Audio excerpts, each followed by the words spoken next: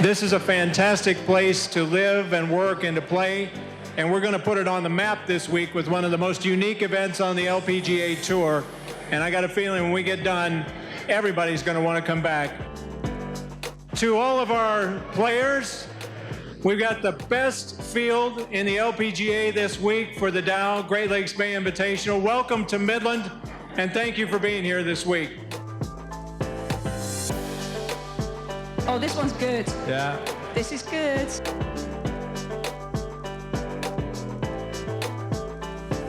The SOAR was everything that we thought it could be and more. I believe we achieved our objective to provide concrete actions and steps that people can then take back into their organizations to cultivate more inclusive culture.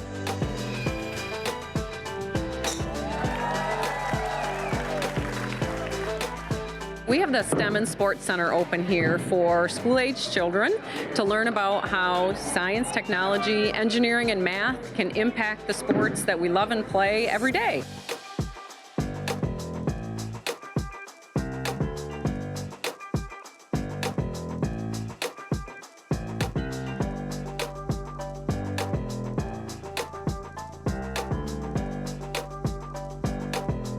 This week, we'll give more than $500,000 to charity because of the sponsorships that we got for the tournament. 36 charities around the region, all made possible by the sponsors and you. Team up! Team up! Team up! Team up! Team up! Team up! Team up! Team Meanie, team up! Team Kim! Team up! I forgot! Team up! Team up! Team up!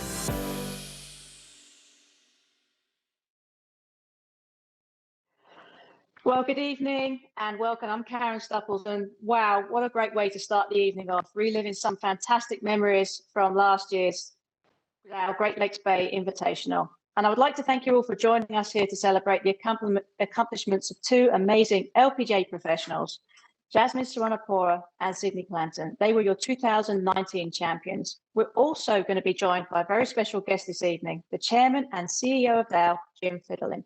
So thank you for joining us tonight. And Jim, this is for you. It's been a bit of a brutal year so far. We've had to deal with, I've seen some nasty flooding up in your area. We've seen the COVID hit the nation. And how has your area handled all of these hurdles so far this year? Great to see you too, Karen. And I'm sorry we can't have everybody here this year, but we're looking forward to getting back next year and getting things back on track. You know, it's been a tough year. It started with the pandemic, obviously, which was very disruptive to business and to people's lives. And then on top of it, just literally a week or so after we'd made the decision that we weren't going to be able to hold the event, we had two dams fail upriver from Midland, about 10 miles upriver, and that released enough water for a 500-year flood event here that wiped out quite a few homes and businesses and property near our headquarters here in Midland. And then on top of it, you know, we've seen a lot of racial injustices that we've witnessed around the company. We've been tested quite a bit in terms of how to respond and adjust like we never have before. But as you know, and Jasmine and Cydney know, and you've been in the community, this is an amazing community. We're fortunate to live and work and play here. And it's forced everybody to really pull together, and it's really showcased the kind of community that we live in, and it's really brought forward that spirit, the same kind of spirit that we saw last year at the inaugural event. So we're excited that we can't, you know, even though we can't have the event physically, we can be together virtually and celebrate the resilience of the community and keep it alive so that next year we can welcome everybody back for another fantastic event. Well, that's really well said, and I think that, you know, I speak for everybody that was involved with the championship last year, in that when we first stepped foot in Midland, it always felt like a really special place to us. That the sense of community that you had there was second to none. And one of my favourite memories was coming out of the baseball game and watching the movie playing on the side of the Ace Hardware store, Movies on Main. It was really special for me to witness everything that you guys have going on there. And But it was one of the saddest parts of my job this year was realizing that I wasn't going to get a chance to come back to Midland, but also very relieved that it's going to be on for next season too. But as you say, we're here with a chance to celebrate now our 2019 champions. So without further ado, I'm just going to do a little introduction to our two champions. I suppose that the first one I should mention would be Jasmine Suwannapura. She started her golf at the age of 5. Her father influenced, like most of us that play golf, it was her father that influenced her. She has 2 LPGA victories, the 2018 marathon and, of course, your tournament there in Midland, at the Dow Great Lakes Bay Invitational. She enjoys playing other games too, particularly table tennis, listening to music and chilling at home. And she qualified for the tour on her first attempt in 2011 at her first try. She's sponsored by Singer, and of course, that's something I can get involved in. So that's kind of cool. But all of this pales into comparison when you consider what she had to go through in 2015 in overcoming surgery. She had a broken bone in her back, and knowing whether she was even going to play golf again. And we'll talk a little bit about that later as we move into the show. But of course, she couldn't do this alone. She needed a partner, and her partner was Cydney Clanton. She started golf at the age of 10. She graduated from Auburn University with a degree in business finance, which very impressive to do both at college, play competitive sport and be one of the best. She was a 4-time All-America and named 2008 NGCA College Freshman of the Year. So she combined great studies and great golf whilst at college. Not an easy feat. She qualified as well in 2011 for the LPGA Tour at her first try. 2 victories on the Symetra Tour, and of course, we all know that her first victory on the LPGA came there in Midland as well. I think she's a player that all of us that commentate on golf regularly have been expecting her to just explode onto the scene. And I think this victory is going to really open the doors for her confidence-wise moving forward. She loves to watching sport, spending time with her nephews and nieces. But in terms of overcoming hardship, just in 2008, she missed out by getting her LPGA Tour by just $8. You talk about really tough. To see that your dreams sort of be there and be only $8 away from it, that's pretty hard. But we'll hear from Cydney about that a little bit later on too in the show. But we've got lots of things to talk about tonight. We're going to do a number of questions. There's going to be a rapid fire, 20 questions to get to know Jasmine and Cydney. We're going to talk about the LPGA pause and the quarantine, and we're going to talk about how they started in golf. We're going to get to know their peers. In fact, we're going to get them to dish some dirt on them, I hope. So be ready, ladies, for the dirt. And then we're going to talk about the 2019 Dow, and we'll take some questions from the audience. So just to start off, let's take a look back at the final round of the 2019 Dow Great Lakes Bay Invitational. Jasmine Suwannapura and Cydney Clanton. Clanton for birdie at the 8th. And then Cydney's really showing us a lot of good stuff, not only with her ball striking, but with her putting this week. Very impressive. And she got a golf clap out of Arya Jatanagarn playing with them. Here's Jasmine trying to top Clanton's birdie at 8 with one of her own. This, too, is even just a little left of the hole. Good shot. Man, they are on fire. Clanton for birdie to get to 23 under. Put the ball down, walked right up. She is ready. Yeah, I'd say yes. They back-to-back birdies at 12 and 13.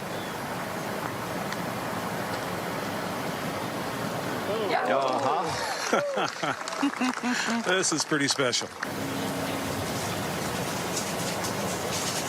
Or left. Oh, my. When it's your week, it's your week, and they're all going in.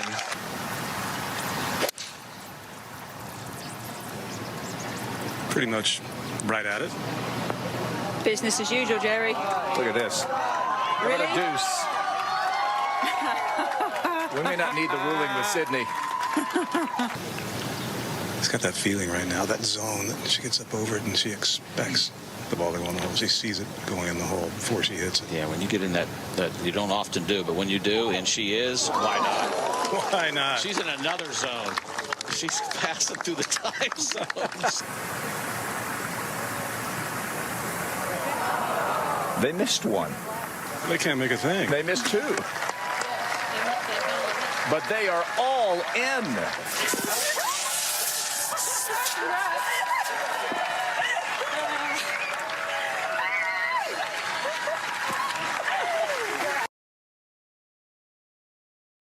And wow, I can't stop smiling because that was such an impressive way to finish. And watching highlights like that just gives me goosebumps. And I know Cydney and Jasmine, and watching that has to be, really very special for you guys. So thank you very much for giving up your time today and giving us a little insight into Team All In. So I'm about to get going with the questions, some questionings, friendly questions, of course. And Jasmine, if you don't mind, I'll get you to answer them first, and then we're followed by Cydney. So, all right, you ready? Because you're about to give away all your private details to all your security questions for every possible password you have. Okay, so what is your favorite color? My favorite color would be purple. And Cydney? Orange. Of course, Auburn. And all right, now for your lucky number, Jasmine. Number 8. Ooh, I don't have a lucky number. I'm sorry, guys. I can't even guess one for you. Do you have a favorite number of golf ball then? 2. I like to play the 2s. Me too. I was always a fan of the 2s. Didn't In like college, threes very much. In college, I tried to steal everybody's 2s. Good for you. You can take, take mine. There you go. See, for next year, you can use all of That's right. Jasmine's 2s. All right, your favorite movie. Oh, that's John Wick. Ooh, Yeah, I like action movies. that's cool. A little bit of drama too. That's good. Cydney, what about you? Pride and Prejudice. Oh, the period piece. Perfect. All right. So this is something that we're all used to on the road. Favorite fast food? Chick-fil-A. Duh, Chick-fil-A. What do you guys do on Sundays when there's no Chick-fil-A? Cry. Fair point. Fair point. All right. What if you had to binge watch? What would you binge? I would watch The Good Doctor or House. House is a good one. I've been binge watching Grey's Anatomy. Oh, both. No wonder you two paired so well. You're both into the medical binging. All right. So, favorite sports. Now, I've already given away that Jasmine, you like table tennis. What would be another favorite sport? Ice hockey and golf. Oh, that's a surprise. Yeah, Washington National and stuff. Good for you. Mm-hmm. And Cydney. I would probably say baseball, but I play a lot more tennis when I'm off the golf course than anything. So between baseball and tennis. Who would be your baseball team? Ooh, I don't have one. The closest one to me is the Braves, which last year a lot of potential. Go to all the Major League Baseball parks when we travel. So I've been to the Dodgers, I've been to San Diego, I've been to Texas, I've been to Boston and the Yankees. So I try to go to all the ballparks near the closest cities to us. You and Angela Stanford. The pair of you, very similar in that respect. Yeah. Very cool. All right. Favorite pro athlete? I would like a favorite pro golfer and a favorite non-golfer. Obviously Tiger Woods, and I like Bud Norris. I met him in Diamond Resort, and he's really cool person. So yes, he's my favorite athletes too. Nice. Cydney? Favorite professional golfer. I've always loved Adam Scott's golf swing. So I've always watched a lot of his golf swings. And Larry Fitzgerald was phenomenal at a Diamond Resort, and he was a really cool guy, and I got to play with him on Sunday. So I really enjoyed listening to his story and what he believes in and following his career. So that was really cool. I think that Diamond Resorts Invitational was quite good for everybody on the LPGA to meet and mingle with some other sporting superstars. Gave you all a chance. Now I think Jim's going to jump in with a few questions now for you. All right. So I think I might know the answer to this one, Jasmine. What's the favorite club in your bag? It's my 58-degree wedge. Okay. I thought it might be the putter after we saw, about a mile of putts from last year's tournament. Yeah. How about you, Cydney? I've always really liked my 7-iron. It's always looked so good, and a 160 shot, it's bread and butter for me. So probably a 7-iron. All right. Jasmine, what about your favorite course that you've ever played? Obviously gonna be the course that we play at Dow, and the other course that I like a lot is Emirates Golf Club in Dubai. Nice. Yeah. I have two. I love the ocean course at Kiwa Island. It's got to be one of my most favorite ones to go travel to. But a couple of years ago, we had the pleasure of playing Royal Melbourne, where the President's Cup was, and that's just a really special place, and it's such a cool atmosphere. It's such a great golf course. So Royal Melbourne's always really high up on my courses. And when it's hot and dry, you can putt right off the greens on that course if you're not careful. Oh yeah, hard and fast is definitely Hard what you and get fast. in Australia. Yeah. What's the top thing to do on your bucket list, Jasmine? I would like to own a sport car. That's my bucket list. Would be a Mercedes AMG GTR. Yeah. Very nice. Very nice. Cydney? I want to go skydiving, but my mom says that she'll disown me if I go skydiving. So I'm still trying to work that out. But I would love to go skydiving. Yeah, probably not now. Karen agrees. She says you're not going skydiving. So, Jasmine, do you have any pets, and what are their names? I used to have a puppies. His name Champion.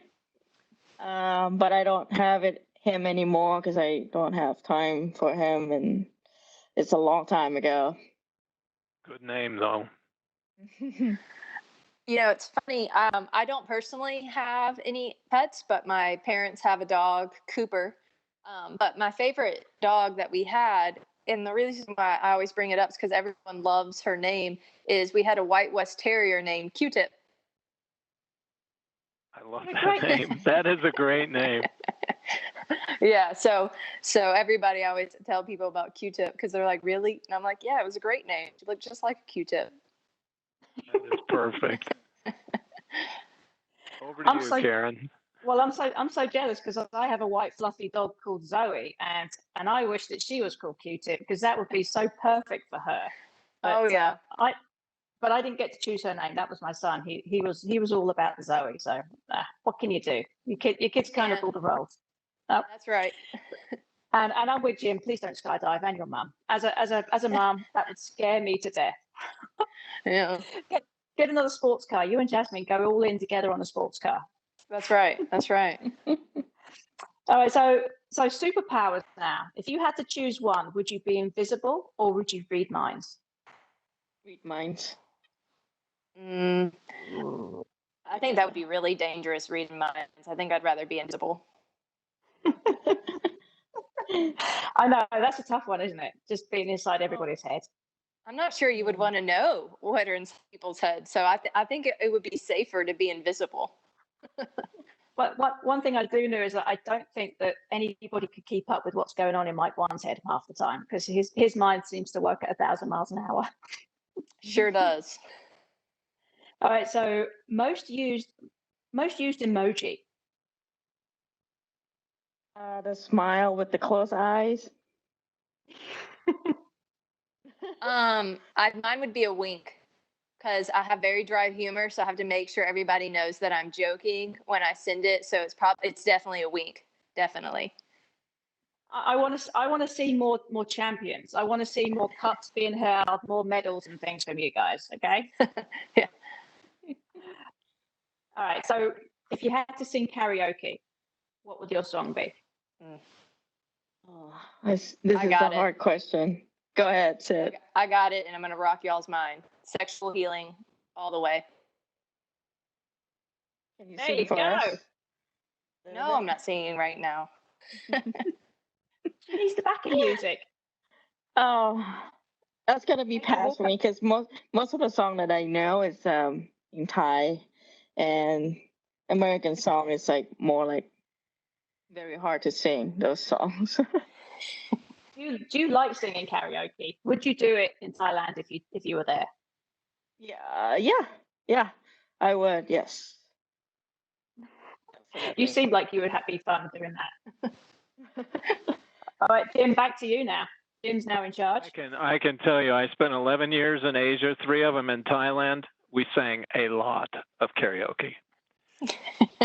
So, and drank a lot of Singha beer too.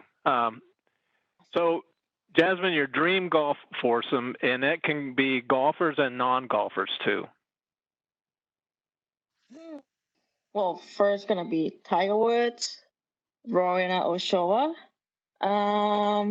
myself, and the other one I'm not sure. I would go with threesome instead of 4. For speed. Trying to stay with those lucky numbers, I think. Cydney? Mine actually, can they be dead? Like it wouldn't be a now. I would love to play with Ben Hogan. I would love to play with Mickey Wright. Mickey Wright was one of the golf swings that my coach showed me from a very young age. And I probably would pick Phil as my 4th, only because I wouldn't want to understand. Like, the stuff that he does is unbelievable. I thought it was really cool listening to him talk through some shots, and definitely talk through some shots around the greens. Now, granted, I thought it was way too much information for Tom Brady, but for me, I thought it was really cool kind of learning from someone that is just a magician around the greens, kind of what his thought processes were and how he was hitting them. So Phil would probably be my 4th. It very much opens your mind to a lot of things when you hear those pros say. Sorry, Jim, I jumped in on you there. No, you're fine. I had a chance to have a clinic and play some golf with Phil once, and I still have a couple of shots that I learned from him that I would have never in a million years come up with, like how to chip the ball off the rough around the green with the toe of an 8-iron. So you take the weight off of it and just get it rolling to the hole. I don't think I would ever stood an 8-iron up on the toe and tried to chip like that, but it works. He just has some unbelievable creativity. You're right about that. I actually learned something from him watching him in a golf tournament. He had a plug bunker shot in the lip of a bunker, and a lot of us like to take really big swings at it. And what I saw him do is I saw him pretty much pick up the club and jab at it, and it came out so soft and didn't get away from him. And I've done it ever since. Like, I've watched it and it's worked, and it's just funny just watching, different techniques, and it's amazing what you can pick up even at the level that Jasmine and I are. There's always tricks to be learned, and you just have to be open-minded and willing to learn them. And you'd still be using the dry humor emoji a lot, I think, yes, with Phil. So, Jasmine, what sport would you play if it wasn't golf? I would say table tennis, maybe. And lately I've been shooting guns a lot, so maybe professional shooter competition. Like skeet shooting? You've been doing that? Just shooting some, rifle or target practice. Yeah, target. I've been shooting a lot of stuff lately. That's got me worried. Now that you got the mind reading and the gun shooting, now I'm getting a little bit nervous. Cydney, how about you? What would you play if you weren't golfing? I always tell people I would love to go back to college and play a true team sport. Because I tell people all the time, golf's a team sport in college, but it's not a team sport. It's still individual play. But I would have loved to have played probably softball in college, to play a team sport. I love just throwing baseball and being at a baseball game and being at a baseball park. So I would have loved the chance to go play 4 years playing softball or doing something along those lines. So, Jasmine, what would you say is the proudest moment in your career?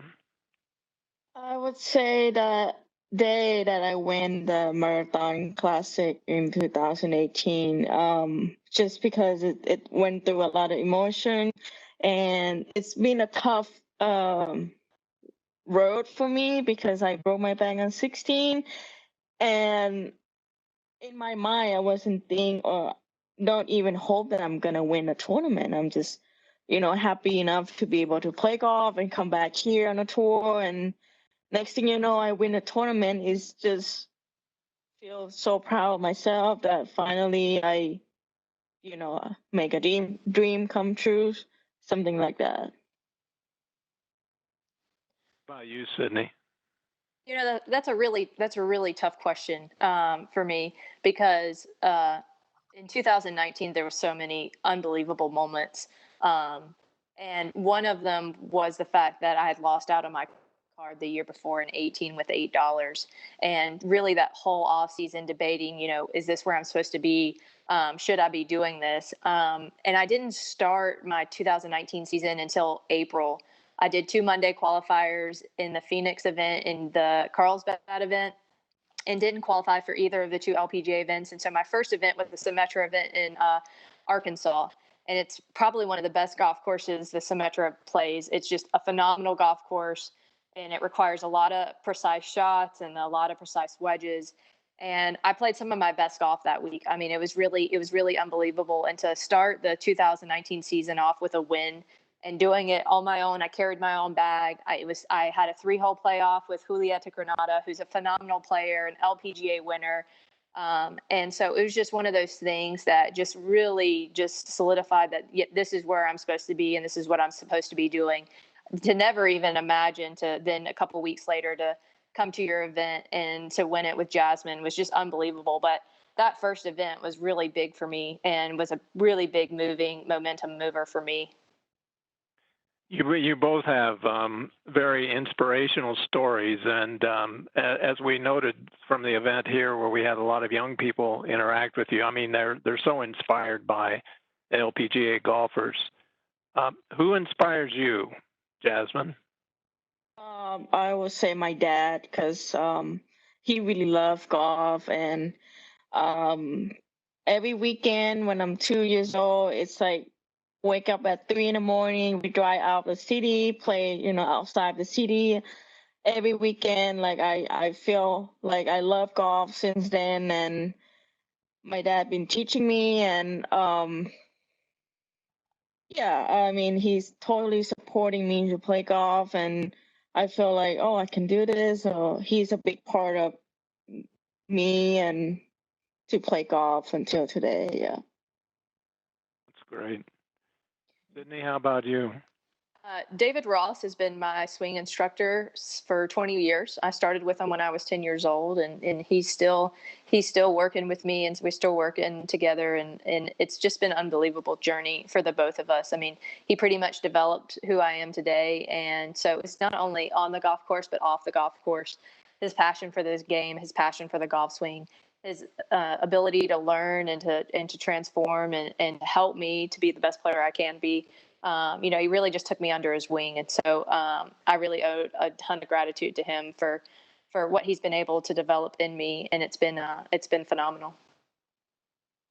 Very good. I think I was going to say, I think that both those men in your life have done a fantastic job. I mean, Jasmine, your father's raised a tremendous daughter, and Cydney, your coach has given you a tremendous swing and great tools to get around the golf course. So high five to both those guys for creating truly fantastic women. So you're professional golfers. This is what you're doing. You're successful. You're tremendous at it. But what would you do if you weren't playing golf? Where would you be?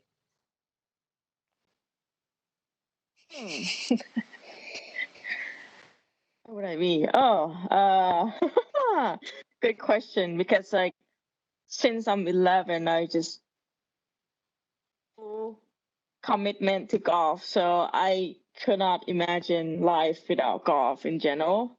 But if I'm not play golf at all, I'll probably study some business and growing something. I like to build something, some business, and it run by itself, and just sit down and relax. So that's something So that I does want. so does every entrepreneur. Yeah. uh, that's a hard question for me. Yeah, it is a tough question because, I decided in sixth grade that the LPGA was my destination and that's what I wanted to do. So I started at a really young age, but I've always enjoyed working with others. I probably would be somewhat of a teacher, if not a school teacher, some sort of a teacher. I love kids. I have 7 nephews and nieces and get to spend a lot of time with them. And so I would probably do some sort of teaching. Well, you both had points in your careers where, Jasmine, when you were recovering with your back, you had to have a thought, I might not be able to play golf again. And Cydney, you too. Would that have been where you went? What would you have done in that situation had you not been able to play golf again? Well, firstly, if the surgery was not great, I'm not sure if I'm gonna be able to walk 100%. And also, my family had some experience doing the restaurant in Thailand.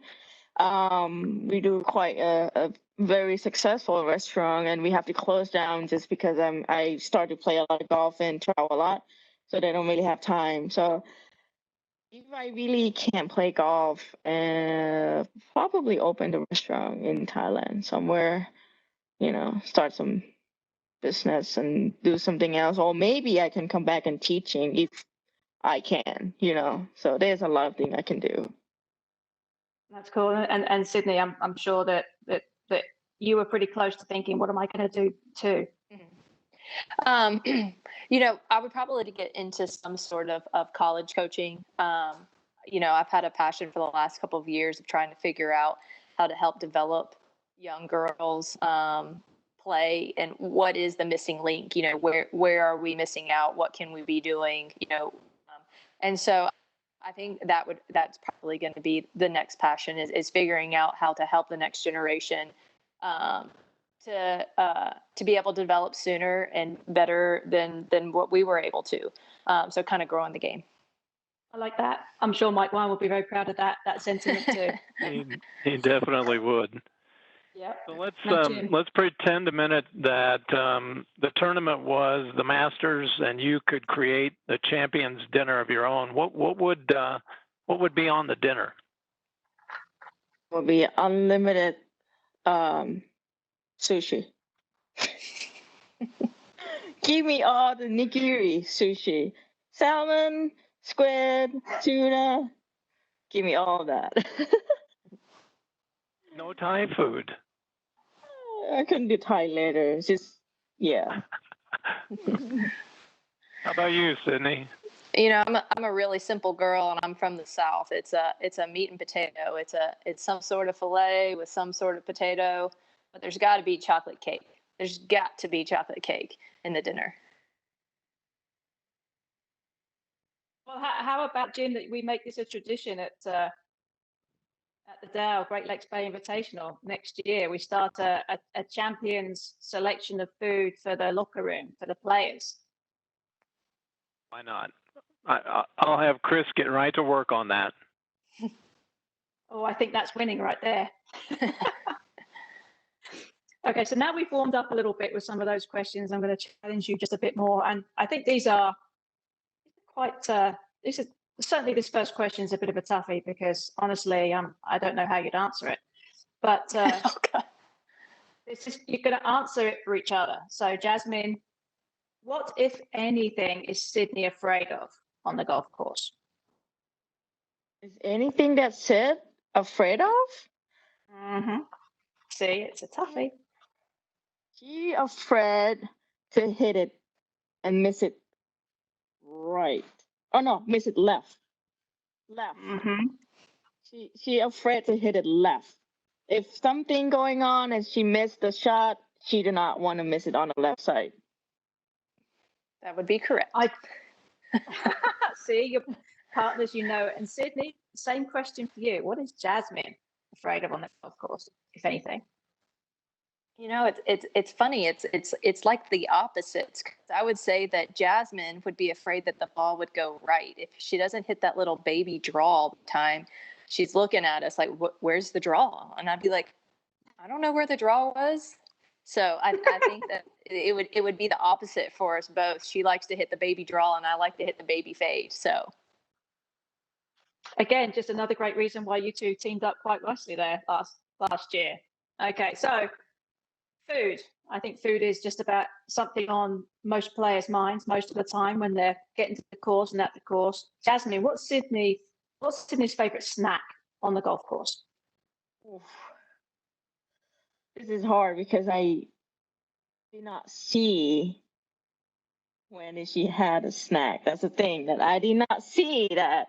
I'm pretty sure some sort of power bar that she had on the bag. That's just like a 3-bite, 4-bite, like quick one. Yeah, I don't think she do bananas or anything or any fruit, just power bar. I'm pretty sure Jasmine has the whole store in her golf bag. I think it's a variety of all stuff that you would find in a store. Like I think you could find like chips in her bag, and I think you could find cookies in her bag, and I think you can find chocolate in her bag. And so it's just whatever she was feeling in that moment of either needing salty or sweet, but that there's a variety of a store. They go into a convenience store, and that would be Jasmine's golf bag. So if we ever need anything, we know where to go. Yes. Finally, on the same vein, you two made a great team last year, but Jasmine, if you couldn't partner with Cydney in 2021, who would be the ideal teammate for Cydney? I have to think who had a great shot game.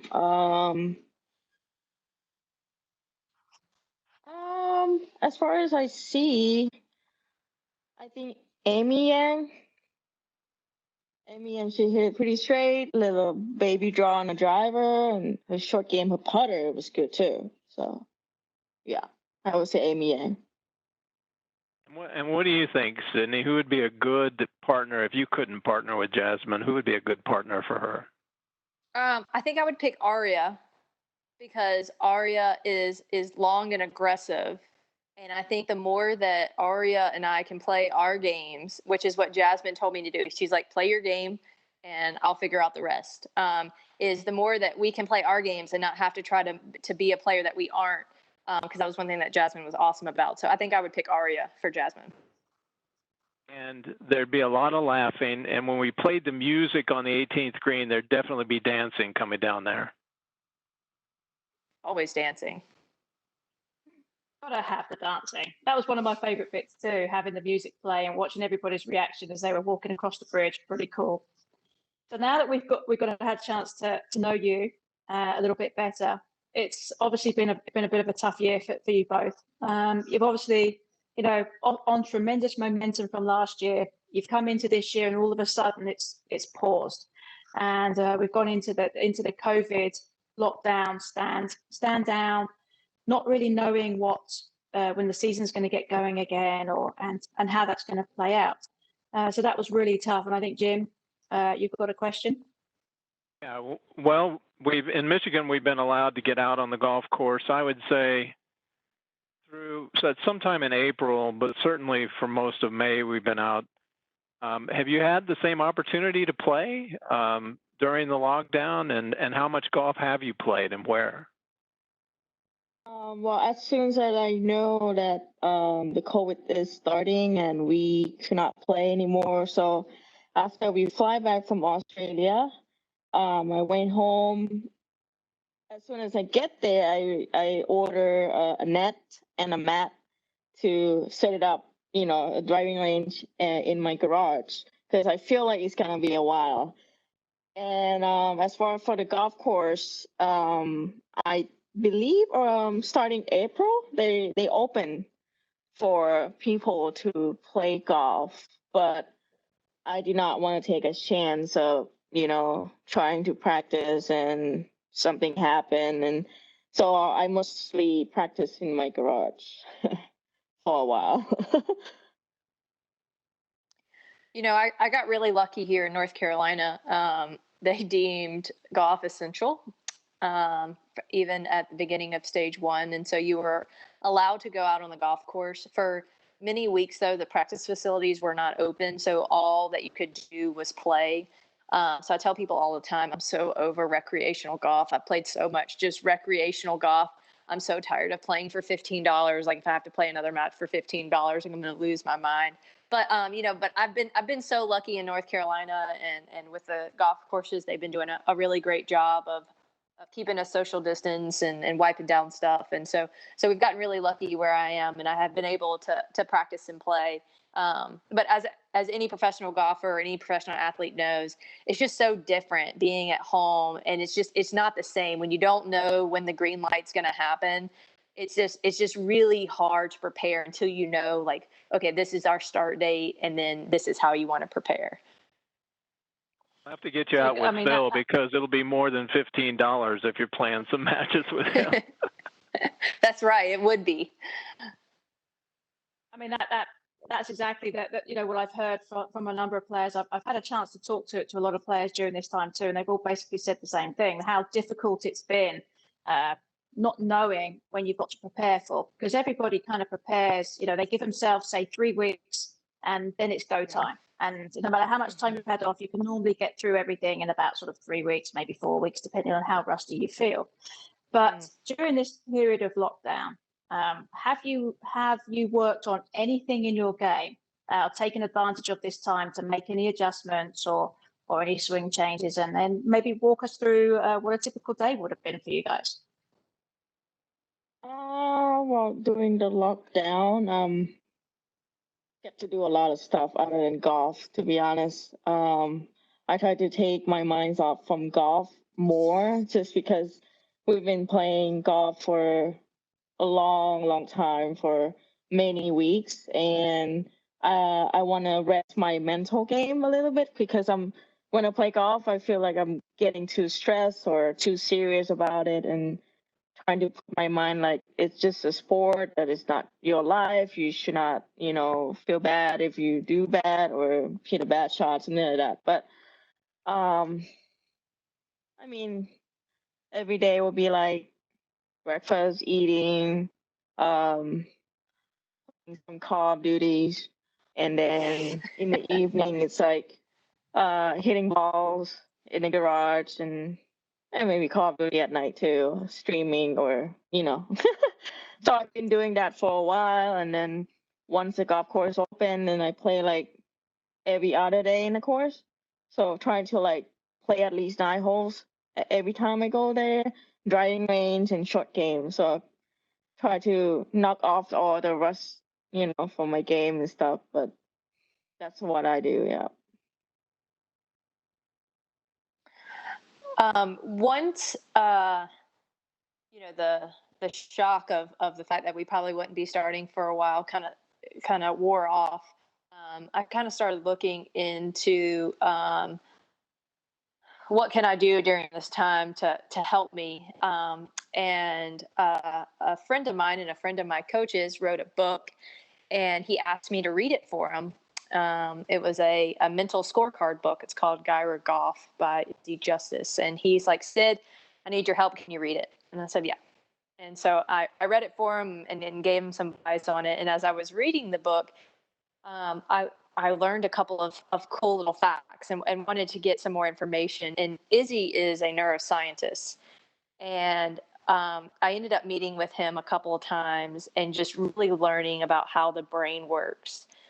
So really during this COVID break, I've been trying to learn how the brain works and how I can better myself on the golf course to be more prepared and be in this focused or in this zone, how I can get myself there. So I've been goofing off with a neuroscientist trying to get as many tools in the bag as possible. So it's been really cool. It's been really cool to listen to just the way the brain works and how it's designed and how that affects us on the golf course. So I really enjoyed that. I've done a lot of work with him and just figuring out, how it can help me and how I can use it. Sounds great. I mean, both of you have taken advantage of your time, the best possible way you can. I mean, I think anytime you get given this opportunity of a little bit of space and time around playing competitive golf, it's always great. I mean, for Jasmine, taking that time just to rest and recuperate, just to get her mind refreshed, and for you, Cydney, to learn about your mind and to figure that out, that's pretty impressive. And I think high fives all around for actually being productive in this time when, for the most part, I think it's very easy just to be a little bit down on how everything's going and not really get out there.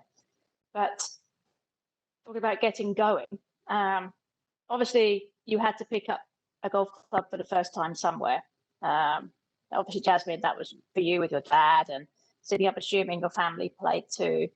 What was your earliest golf memory?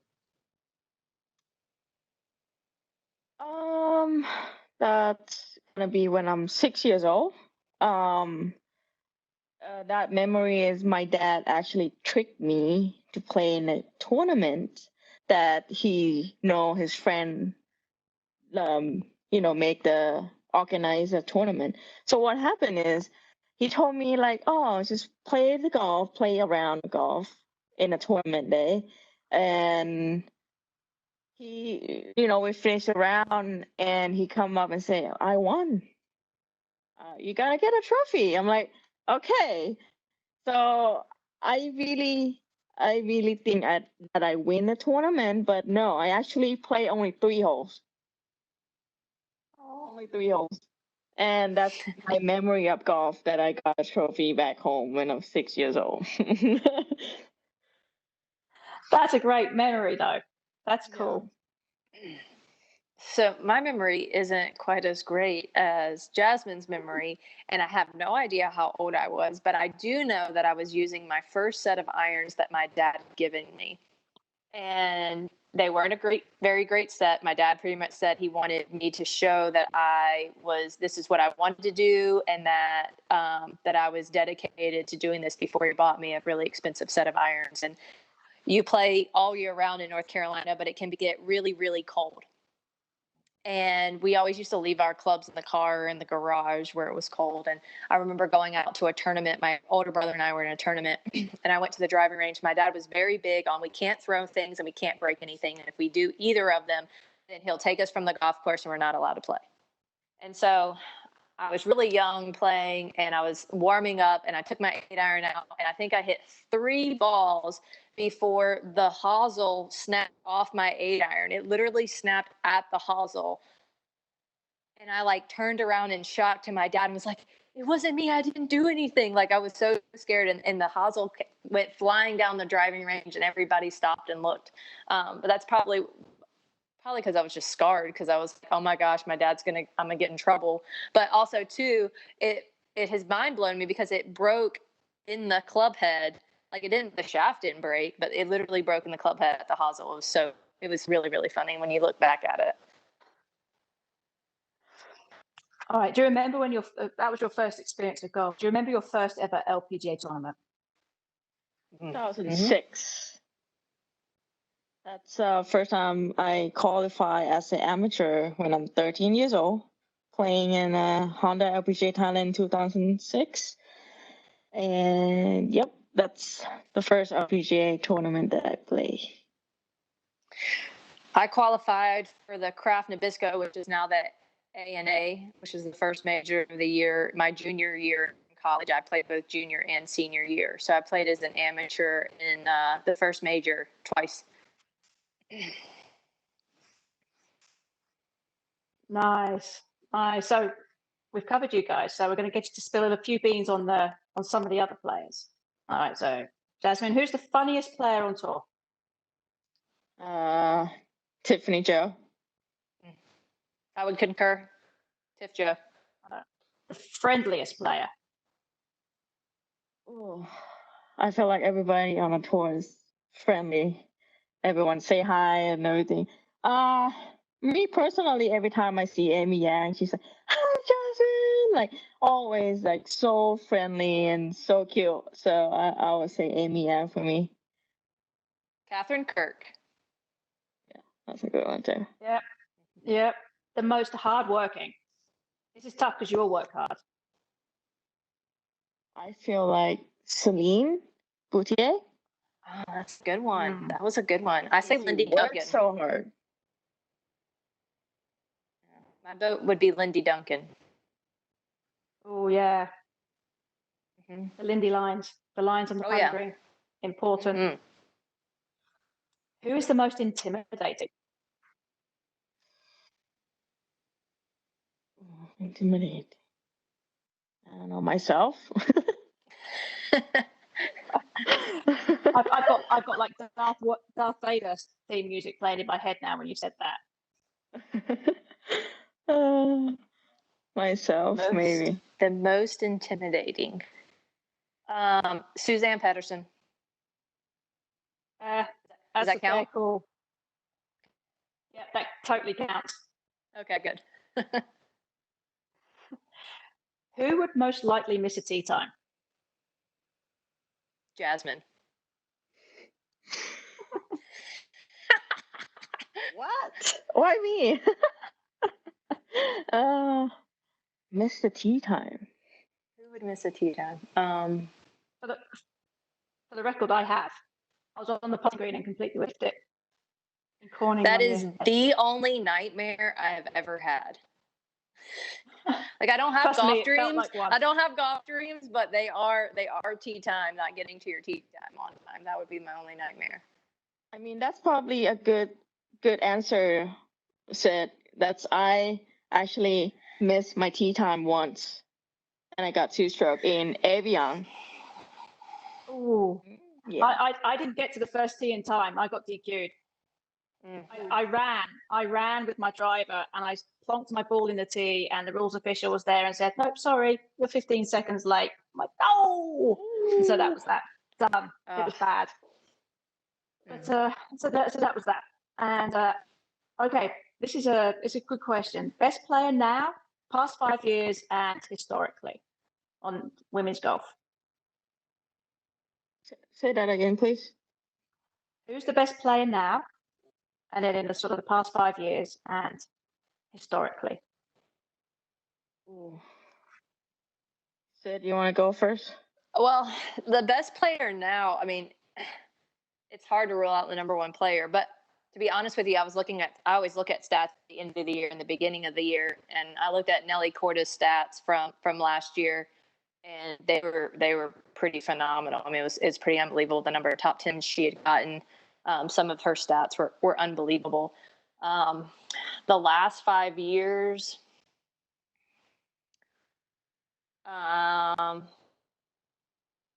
McDonald hasn't been out for 5 years, but she's had one of the most consistent 3 years, 4 years that she's been out of any player that I know. And the last couple, Angela Stanford, I mean, like her career is phenomenal. She's been consistent. She's always been super competitive at the top.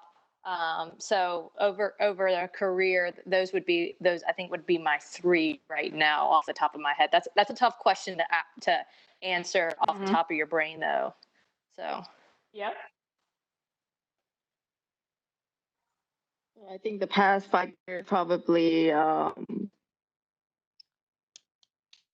what is her name? Inbee Park? Oh, yeah. I think her last 5 years is pretty good. And you say right now too, right? This question is also now. Now I'm looking at NASA. I think her career will go pretty far in the future. Cause she might be short like me, but she hit it longer than me, and all her shot game and iron is really good. So, yeah, that's my answer. Those are really, really good ones. So now, this was the Dow GLBI, Dow Great Lakes Bay Invitational was the first official full field event, and in terms of being a team, it's never happened before in the LPGA. You're its first champions. Jasmine, how did you pick Cydney, and how did you ask? Oh, how do I pick her? This is start from Michelle, my current caddy. She used to work with Cydney, and she's friend with Cydney too. And as soon as we know that there's a team event, so me and Michelle was talking like, who's gonna be my partner? So I can't really think of anyone at the moment, and we took some time, and so Michelle happened to stay with Sid for a couple days, I believe, at her house, and they've been talking together and say like, pick me, pick me. So as soon as she said that to Michelle, and she's like, hey, Jasmine, so Cydney is looking for a partner, this will be great. You guys gonna have a good match, and with the way we play, she had a long game, I had a short games, and you guys gonna be incredible and this and that. I said, okay, let's do it. Yeah, so I just texted Cydney like, hey, you gonna be my partner? She say, oh yeah. That's cool. And Cydney, what were your first thoughts? Were you excited? And what were both of your expectations at the start of the week? Yeah, definitely excited. I mean, when Mike Wan had announced that we were going to have a team event, I'd gotten so excited in the meeting. And it's funny, I think they had announced it in Grand Rapids in Michigan. So we were in Michigan at the time that they had announced that we were going to have a team event in Michigan. And so that was super exciting. I've always enjoyed, I played Curtis Cup, I played on the World Am. So I played in Cannon Cup. So I had played on a couple of team events and had that experience and really like it and really enjoy it. But at the start of the week, it was so funny. Jasmine, gosh, I wanted to strangle her at one point. She was like, Sid, if we win, you're like good. You're like set. You're like, and I'm like, let's wait. Like we're on Tuesday. That's Saturday. Let's be here on Tuesday, and then we'll. But her confidence that week, and we just meshed them. We played 9 holes before we teed it up at Dow, and we shot like 5 under on the front in Green Bay and an alternate shot. And I said, I think this is going to work. Like I think we're going to be good. I think the best thing with us is we both played our own games. We didn't try to be players that we weren't. We didn't try to sugarcoat it. We didn't apologize for a bad shot. We were like, it's your turn. Good luck. If we didn't hit a good shot. And I think it was just the lightness of the week that really helped propel us to the front. At what point did you guys realize you could win? On Saturday, I kind of thought we had it in the bucket after I made birdie on 13. Well, I'm just enjoy the golf. I'm just enjoy the golf and play with Sid. And I mean, since the beginning of the week, I always think that it's gonna be so cool when we win and we jump in that pool. But I never say that to Sid. I don't want to scare her, because the fact that I already asked some of the staff of the LPGA that if we actually win, is official tournament and Sid stat will be good. Like all set, like she gonna get the official winner, good for 2 years or not. Like I already start asking people that. So yeah. Well, that's going to be a tradition, I can tell you, because everybody saw that after the event, and we were like, that's a good tradition that we have to keep, jumping in the pool. So I tell you, when we all thought that you could win was also on Saturday, because I was standing by the 18th green, and Chris came up to me and said, the name of the team that's in the lead right now that has the best chance to win is All In. And we kind of all got goosebumps, because our motto for our inclusion and diversity effort at Dow was All In. Our HR director, Karen Carter, would use that word all the time. So I'm just curious, why All In, and what did that mean to you? Why did you choose that name? It's all set. Yeah, it's at I hate to go back to this, but at the end of 18, when I had lost my card and I had a long off season and I was trying to figure out, okay, how do I get back into a mental state to allow me to play good golf? Because I have to figure out what thought process I need to get in, because I'm really down. I've never been this down before. I'm questioning what I'm doing and why I'm doing it.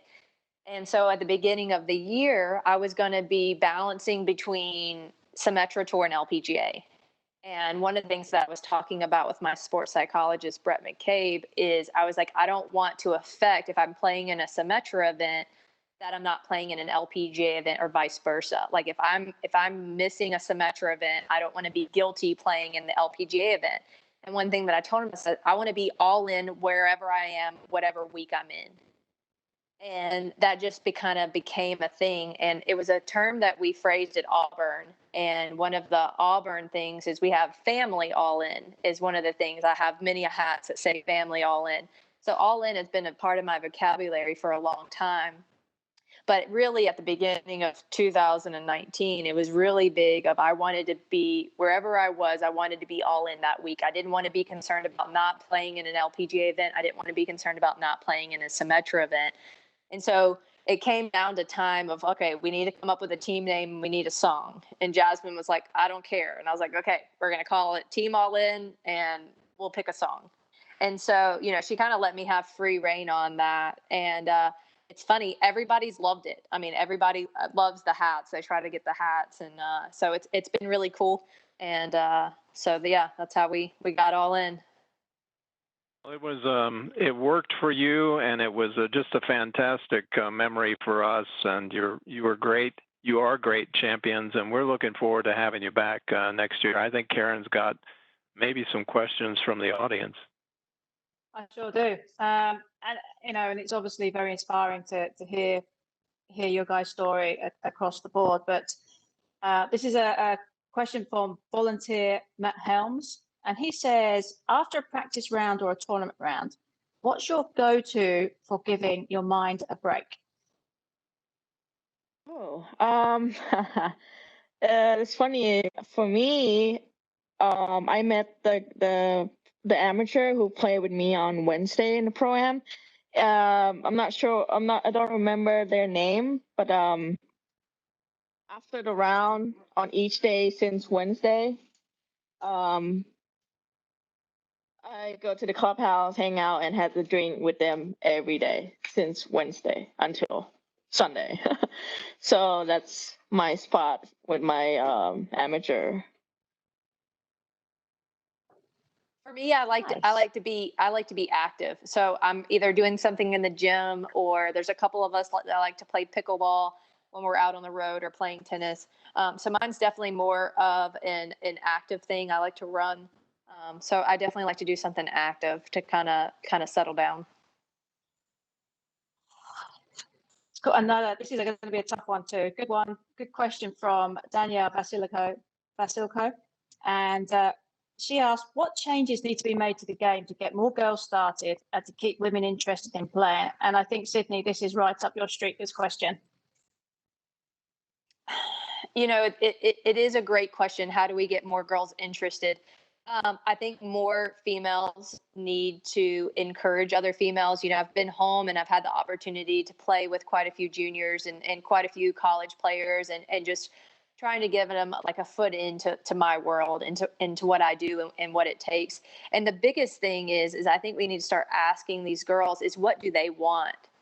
Like, what do you want? Do you want to go to college? Like, how can we help you with what you want? And figuring out what the individual wants rather than them picking out, this is what I want to be, is figure out who they are and what they want and how to help them. But I think the biggest thing is just, it's crazy to think, but I think the Top Golf is a great way to get a lot of females involved. It's more fun. It's less pressure. They can hit bad shots and good results. And so it is a really good way just to get people's foot in the door there to kind of get people started. So I think the Top Golf is definitely a cool thing to do. But just getting more females, more female coaches, more females involved, I think will help grow and develop some of these girls that, might not be interested or might be hesitant to trying golf. But I know for me, once I saw another female at the golf course, it was always easier, not just to be the only female at the golf course.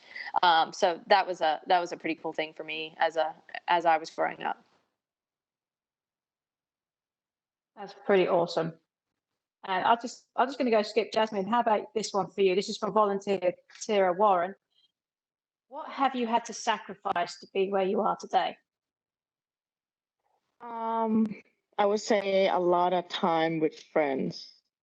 I haven't really spent many time with my friend at school or, hanging out or vacation. All I do is just wake up, golf, back to sleep. I mean, since I'm young, I play golf like almost every day. I mean, a lot of people say that it's too much, but I'm just do that like every day, repeat and trying to get better every day. So the time to spend with my friend is almost zero. Cydney, was it about the same thing for you? Yeah, I would definitely agree. Relationships are really hard. I tell people all the time, golf is a selfish sport and it requires a lot of time and it requires a lot of energy, not only when you're at the golf course, but when you're off the golf course too. It's amazing how much energy off the golf course trying to prepare yourself and figure out how to get in the mental prep for the next day or whatever came of that current day. So relationships are definitely hard as golfers. To maintain and to grow close friendships. So yeah, definitely relationships are the things that I think we give up the most. Well, I would have to agree with everything you guys have said tonight. It's been an absolute pleasure for me having an opportunity to talk to both of you and to Jim on this fantastic evening. I mean, it's made me all excited in anticipation for next year and for coming back to Midland to see it all unfold again and to see what other stories will take place. I mean, you guys have shared a lot about your lives and your struggles and how you've achieved in golf. And quite frankly, I know a lot more about you and I follow you guys week in, week out. So it's been an absolute pleasure for me. I want to thank Cydney, Jasmine, and Jim for your time tonight. I want to thank everybody else for joining in. It's been an absolute pleasure hosting this show for you. Can't wait to watch you defend your title. Be sure to tune in on Facebook tonight at 7 p.m. Eastern to watch the re-air of the final round of the Dow Great Lakes Bay Invitational. And I look forward to very much with all my heart to see you in Midland, July 11th through 17th in 2021. Thank you, everybody, for showing up today.